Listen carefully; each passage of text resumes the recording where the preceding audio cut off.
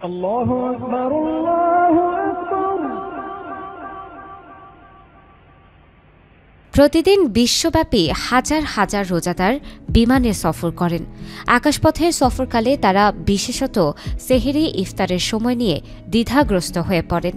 যে দেশ থেকে সফর শুরু হয়, এক সময় দেখা যায় সে দেশের সময় অনুযায়ী সূর্যাস্ত হয়ে গেছে, কিন্তু বিমান ভূপৃষ্ঠ থেকে কয়েক হাজার ফিট উপরে থাকায় স্পষ্টভাবেই সূর্য দেখা যায়।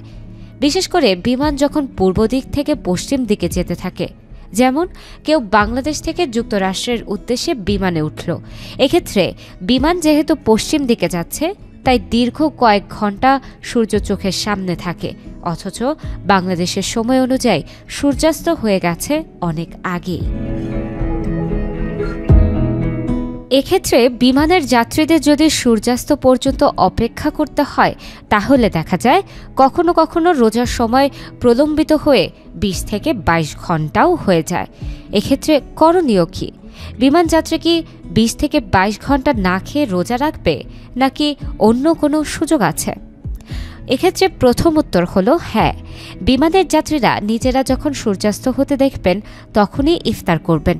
বিদেশের আকাশে থেকে বাংলাদেশের সময় অনুযায়ী ইফতার করা যাবে না, এবং যে এলাকার আকাশের উপরে বিমান আছে সেখানকার স্থলভাগের হিসেবেও নয়। এই ক্ষেত্রে যদি রোজা 20 থেকে 22 ঘন্টারও হয়ে যায়, তবুও সূর্যাস্ত না দেখে ইফতার করা যাবে না। তবে হ্যাঁ, কোনো ব্যক্তির যদি ওই অবস্থায় রোজা পূর্ণ করতে গেলে অসুস্থ হয়ে যাওয়ার প্রবল আশঙ্কা থাকে, তাহলে তিনি রোজা ভেঙে ফেলতে পারবেন এবং পরে এই রোজার কাজা আদায় করে নেবেন। আর যে বিষয়টি এখানে উল্লেখযোগ্য তা হল, ইসলাম মুসাফিরের জন্য রোজা না রাখার সুযোগ রেখেছে।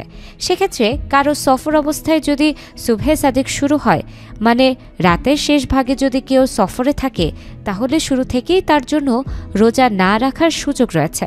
পরবর্তী সময়ে তিনি এর কাজা আদায় করে নেবেন।